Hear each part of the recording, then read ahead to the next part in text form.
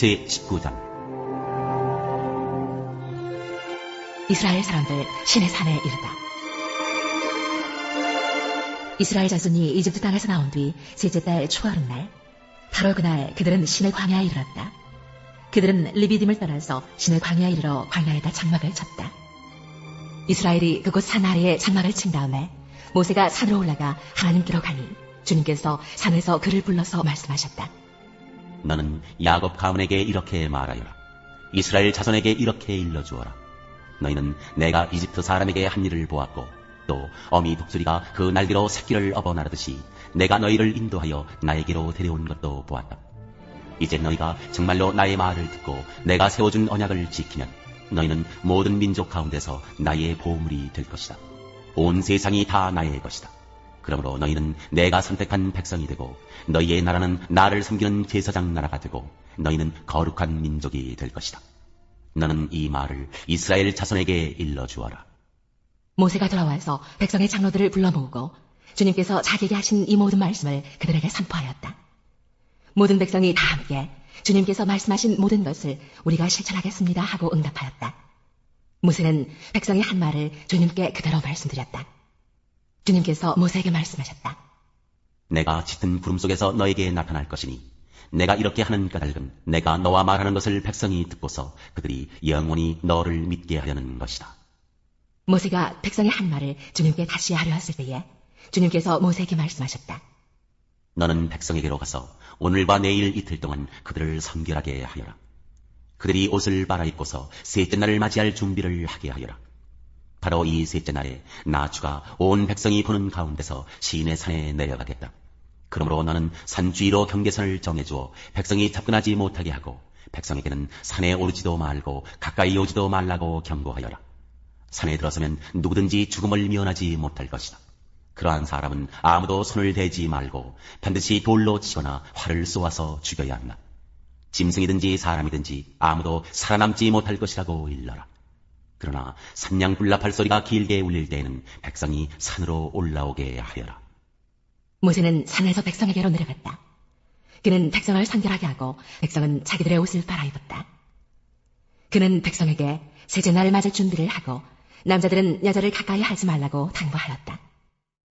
마침내 셋째 날 아침이 되었다. 번개가 치고 천둥 소리가 나며 짙은 구름이 산을 덮은 가운데 산양불납할 소리가 우렁차게 울려 퍼지자 진에 있는 모든 백성이 두려워서 떨었다. 모세는 백성이 하나님을 만날 수 있도록 진으로부터 그들을 데리고 나와서 산길속에 세웠다. 그때의 시내산에는 주님께서 불 가운데서 그곳으로 내려오셨으므로 온통 연기가 자욱했는데 마치 가마에서 나오는 것처럼 연기가 솟아오르고 온 산이 크게 진동하였다. 나팔소리가 점점 더 크게 울려 퍼지는 가운데 모세가 하나님께 말씀을 하려니 하나님이 음성으로 그에게 대답하셨다. 주님께서 시내산 곧 그 산 꼭대기로 내려오셔서 모세를 그 산 꼭대기로 부르시니 모세가 올라갔다. 주님께서 모세에게 말씀하셨다. 너는 내려가서 백성에게 나 주를 보려고 경계선을 넘어 들어오다가 많은 사람이 죽는 일이 없도록 하라고 단단히 일러두어라. 나 주에게 가까이 오는 제사장도 자신을 성결하게 하여야 한다. 그렇게 하지 않으면 나 주가 그들도 쳐서 죽일 것이다. 모세가 주님께 대답하였다. 주님께서 우리들에게 산의 경계선을 정하여 그것을 거룩하게 구별하라고 경고하시는 명을 내리셨으므로 이 백성은 시내 산으로 올라올 수 없습니다. 주님께서 그에게 말씀하셨다. 너는 어서 내려가서 아론을 데리고 올라오너라. 그러나 제사장들과 백성은 나에게 올라오려고 경계선을 넘어서는 안 된다. 그들이 경계선을 넘으면 나 주가 그들을 쳐서 죽일 것이다. 모세가 백성에게 내려가서 그대로 전하였다.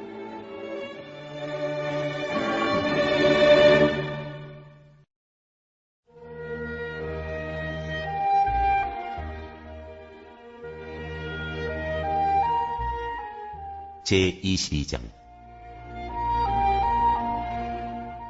예수를 죽일 음모. 유월절이라고 하는 무교절이 다가왔다. 그런데 대제사장들과 율법학자들은 예수를 없애버릴 방책을 찾고 있었다.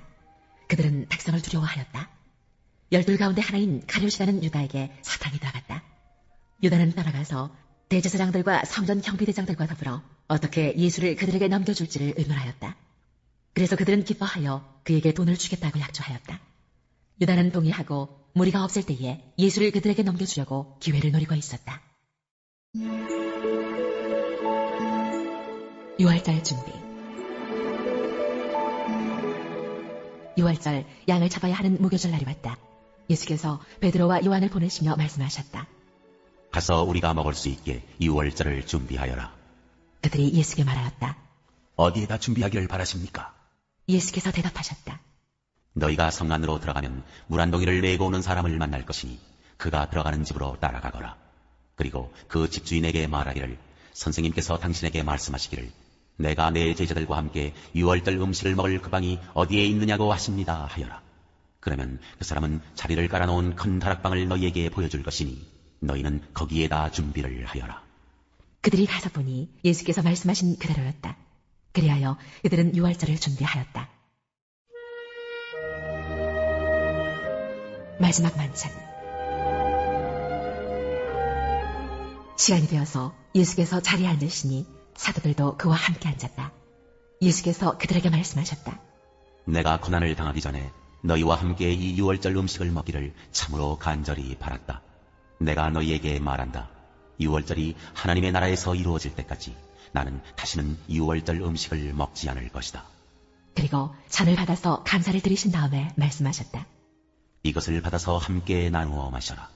내가 너희에게 말한다. 나는 이제부터 하나님의 나라가 올 때까지 포도나무 열매에서 난 것을 절대로 마시지 않을 것이다.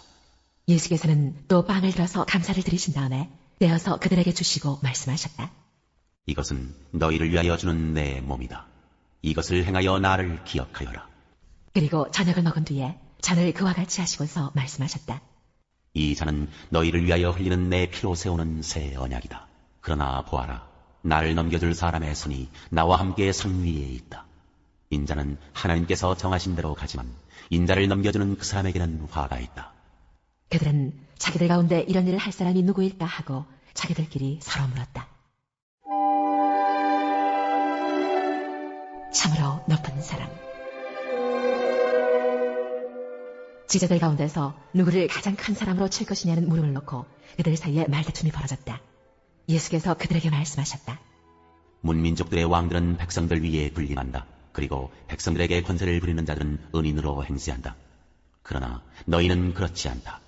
너희 가운데서 가장 큰 사람은 가장 어린 사람과 같이 되어야 하고 또 다스리는 사람은 섬기는 사람과 같이 되어야 한다. 누가 더 높으냐? 밥상에 앉은 사람이냐? 시중 드는 사람이냐? 밥상에 앉은 사람이 아니냐? 그러나 나는 섬기는 사람으로 너희 가운데 있다. 너희는 내가 시련을 겪는 동안에 나와 함께한 사람들이다. 내 아버지께서 내게 왕권을 주신 것과 같이 나도 너희에게 왕권을 준다. 그리하여 너희가 내 나라에 들어와 내 밥상에서 먹고 마시게 하고 옥좌에 앉아서 이스라엘의 12지파를 심판하게 하겠다. 베드로의 부인을 예고하시다.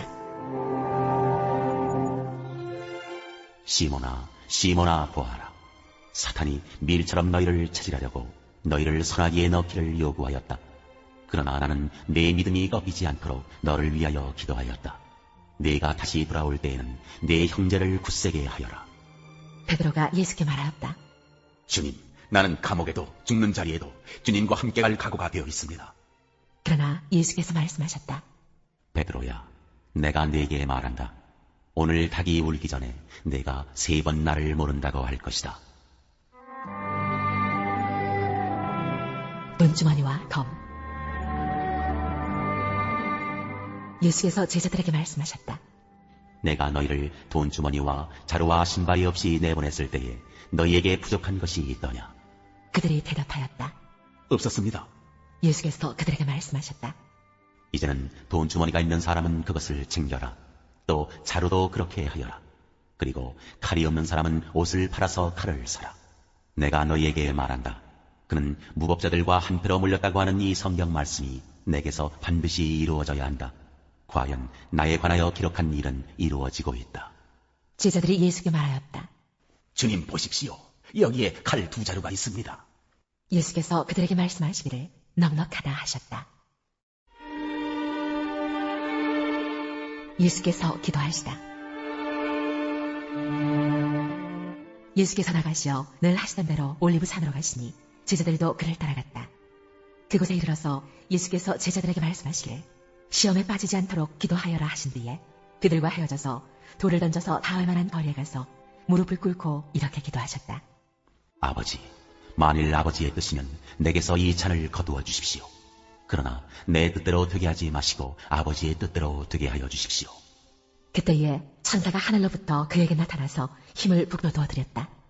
예수께서 고뇌에 차서 더욱 간절히 기도하시니 땀이 빗방울같이 되어서 땅에 떨어졌다. 기도를 마치고 일어나 제자들에게로 와서 보시니 그들이 슬픔에 지쳐서 잠들어 있었다. 그래서 그들에게 말씀하셨다. 왜들 자고 있느냐? 시험에 빠지지 않도록 일어나서 기도하여라. 예수께서 잡히시다. 예수께서 아직 말씀하시고 계실 때에 한 무리가 나타났다. 12 가운데 하나인 유다라는 사람이 그들의 앞장을 서서 왔다. 그는 예수께 입을 맞추려고 가까이 왔다. 예수께서 그에게 말씀하셨다. 유다야, 너는 입맞춤으로 인자를 넘겨주려고 하느냐? 예수의 둘레에 있는 사람들이 사대를 보고서 말하였다. 주님, 우리가 칼을 쓸까요? 그 가운데 한 사람이 대제사장의 종의 오른쪽 귀를 쳐서 떨어뜨렸다. 예수께서 말씀하시기를 그만에 두어라 하시고 그 사람의 귀를 만져서 고쳐주셨다. 그런 다음에 자기를 잡으러 온 대제사장들과 성전 경비대장들과 장로들에게 말씀하셨다. 너희가 강도를 닦듯이 칼과 몽둥이를 들고 나왔느냐? 내가 날마다 성전에서 너희와 함께 있었으나 너희는 내게 손을 대지 않았다. 그러나 지금은 너희의 때요 어둠의 권세가 판을 치는 때다. 베드로가 예수를 부인하다. 그들은 예수를 붙잡아서 끌고 대제사장의 집으로 데리고 갔다. 그런데 베드로는 멀찍이 떨어져서 뒤따라갔다. 사람들이 뜰 한가운데 불을 피워놓고 둘러앉아 있는데 베드로도 그들 가운데 끼어 앉아 있었다. 그때에 한 하녀가 베드로가 불빛을 안고 앉아 있는 것을 보고 그를 많이 노려보고 말하였다. 이 사람도 그와 함께 있었어요. 그러나 베드로는 그것을 부인하여 이렇게 말하였다. 여보시오, 나는 그를 모르오.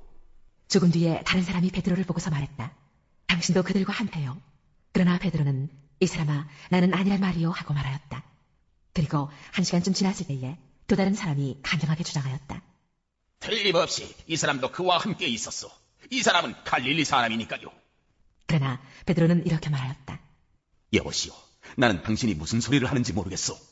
베드로가 아직 말을 채 끝내기도 전에 곧 닭이 울었다. 주님께서 돌아서서 베드로를 똑바로 보셨다. 베드로는 주님께서 자기에게 오늘 닭이 울기 전에 내가 3번 나를 모른다고 할 것이다 하신 그 말씀이 생각났다. 그리하여 그는 바깥으로 나가서 비통하게 울었다.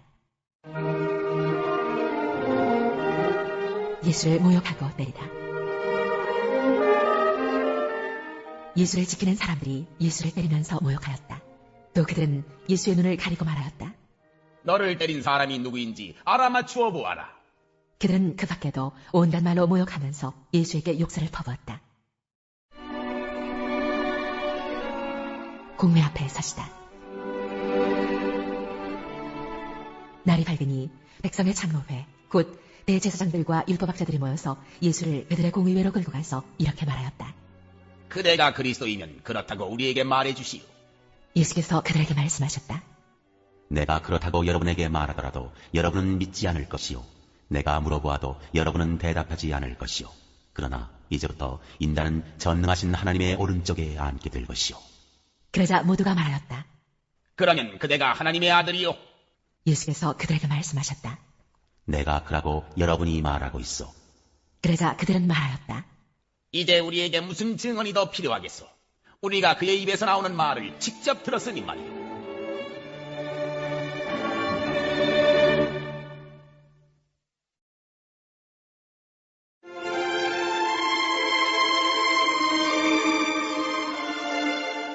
제37장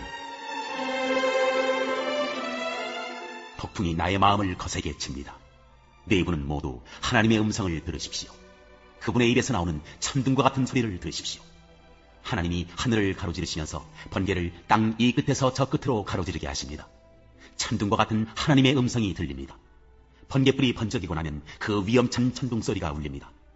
하나님이 명하시면 놀라운 일들이 벌어집니다. 도저히 이해할 수 없는 신기한 일들이 일어납니다. 눈에게 명하시면 땅에 눈이 내리고 소나기에게 명하시면 땅이 소나기도 쳤습니다. 눈이나 비가 내리면 사람들은 하던 일을 멈추고 하나님이 하시는 일을 봅니다. 짐승들도 굴로 들어가서 거기에서 눈비를 피합니다. 남풍은 폭풍을 몰고 오고 북풍은 찬바람을 몰고 옵니다. 하나님이 쉬시는 숨으로 물이 얼고 넓은 바다까지도 꽁꽁 얼어버립니다. 그가 또 짙은 구름에 물기를 가득 실어서 구름 속에서 번갯불이 번쩍이게 하십니다. 구름은 하나님의 명을 따라서 뭉게뭉게 떠다니며 하나님이 명하신 모든 것을 이 땅 위에 어디에서든지 이루려고 합니다. 하나님은 땅에 물을 주시려고 비를 내리십니다. 사람을 벌하실 때에도 비를 내리시고 사람에게 은총을 베푸실 때에도 비를 내리십니다. 욥 어른은 이 말을 귀담아 들으십시오. 정신을 가다듬어서 하나님이 하시는 신기한 일들을 곰곰이 생각해 보십시오. 하나님이 어떻게 명하시는지, 그 구름 속에서 어떻게 번갯불이 번쩍이게 하시는지를 아십니까? 구름이 어떻게 하늘에 떠 있는지를 아십니까? 하나님의 이 놀라운 솜씨를 알기라도 하십니까? 모르실 것입니다. 뜨거운 남풍이 땅을 말릴 때 그 더위 때문에 고통스러워 하신 것이 고작일 것입니다. 어른께서 하나님을 도와서 하늘을 펴실 수 있습니까? 하늘을 번쩍이는 녹거울처럼 만드실 수 있습니까? 어디 한번 말씀하여 보십시오. 하나님께 뭐라고 말씀드려야 할지를 우리에게 가르쳐 주십시오. 우리는 무지몽매하여 하나님께 드릴 말씀이 없습니다. 내가 하고 싶은 말이라고 하여 다 할 수 있겠습니까? 어찌하여 하나님께 나를 멸하실 기회를 드린단 말입니까? 이제 하늘에서 빛나는 빛이 눈부십니다. 쳐다볼 수 없을 만큼 밝습니다. 바람이 불어서 하늘이 맑아졌습니다. 북쪽에는 금빛 찬란한 빛이 보이고 하나님의 위엄찬 영광이 우리를 두렵게 합니다. 하나님의 권능이 가장 크신, 우리가 전능하신 그분께 가까이 나아갈 수 없습니다. 사람을 대하실 때 의롭게 대하시고 정의롭게 대하여 주십니다. 그러므로 사람이 하나님을 경외해야 하는 것은 당연합니다. 하나님은 스스로 지혜롭다고 하는 사람을 무시하십니다.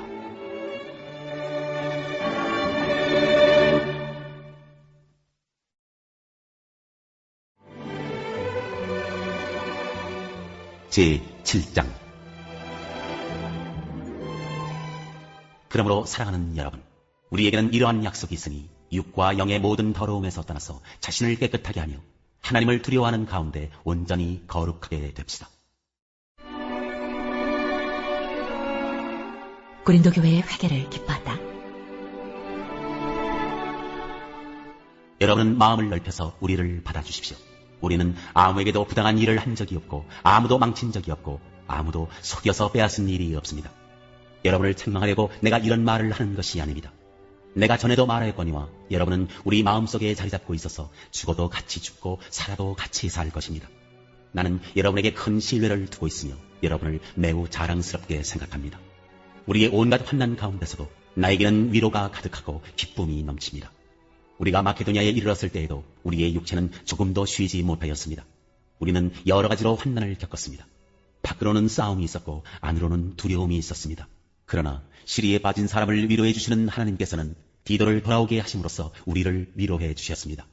그가 돌아온 것만으로만이 아니라 그가 여러분에게서 받은 위로로 우리는 위로를 받았습니다. 여러분이 나를 그리워하고 내게 잘못한 일을 뉘우치고 또 나를 열렬히 변호한다는 소식을 그가 전해줄 때 나는 더욱더 기뻐하였습니다. 내가 그 편지로 여러분의 마음을 아프게 했더라도 나는 후회하지 않습니다. 그 편지가 잠시나마 여러분의 마음을 아프게 했다는 것을 알고서 후회하기는 하였지만 지금은 기뻐합니다. 그것은 여러분이 아픔을 당했기 때문이 아니라 아픔을 당함으로써 회개에 이르게 되었기 때문입니다. 여러분이 하나님의 뜻에 맞게 아파하였으니 결국 여러분은 우리로 말미암아 손해를 본 것은 없습니다. 하나님의 뜻에 맞게 마음 아파하는 것은 회개를 하게 하여 구원에 이르게 하므로 후회할 것이 없습니다. 그러나 세상 일로 마음 아파하는 것은 죽음에 이르게 합니다. 보십시오. 하나님의 뜻에 맞게 마음 아파함으로써 여러분에게 얼마나 많은 변화가 일어났습니까? 여러분이 나타낸 그 열성, 그 변호, 그 의입은, 그 두려워하는 마음, 그 그리워하는 마음, 그 열정, 그 응징은 참으로 놀라운 것입니다. 여러분은 그 모든 일에 잘못이 없음을 보여주었습니다. 그러므로 내가 여러분에게 편지한 것은 남에게 불의를 행한 사람이나 불의를 당한 사람 때문이 아니라 우리를 위한 여러분의 간절한 마음이 하나님 앞에서 여러분에게 환히 나타나게 하려는 것입니다. 그래서 우리는 위로를 받았습니다. 또한 우리가 받은 위로 위에 디도의 기쁨이 겹쳐서 우리는 더욱 기뻐하게 되었습니다. 그는 여러분 모두로부터 환대를 받고 마음의 안정을 얻었던 것입니다. 내가 여러분을 두고 디도에게 자랑한 일이 있었는데 여러분이 나를 부끄럽게 하지 않았습니다. 우리가 여러분에게 모든 것을 진실하게 말한 것과 같이 우리가 여러분을 두고 디도에게 말한 자랑도 진실한 것으로 드러났기 때문입니다. 디도는 여러분 모두가 두렵고 떨리는 마음으로 자기를 영접하고 순종한 것을 회상하면서 사랑하는 정을 더욱더 여러분에게 기울이고 있습니다. 나는 여러분을 온전히 신뢰할 수 있게 된 것을 기뻐합니다.